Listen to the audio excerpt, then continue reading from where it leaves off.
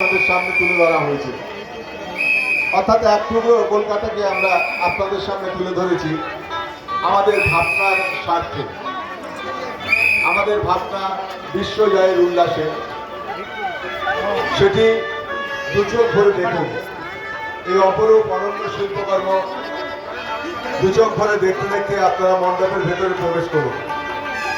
মণ্ডপের ভেতরে রয়েছে মৃন্ময়ী মায়ের আতুর ঘর, কলকাতার কুমোরটুলি, যেখান থেকে সারা পৃথিবীতে মায়ের মূর্তি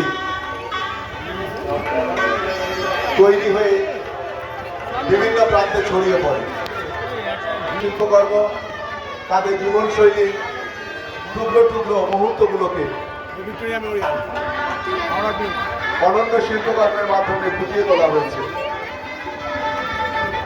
আর এই অপরূপ শিল্পকর্ম যার হাতের স্পর্শে মুক্ত হয়ে উঠেছে তিনি স্বনামধন্য শিল্পী বিশ্বনাথ দত্ত।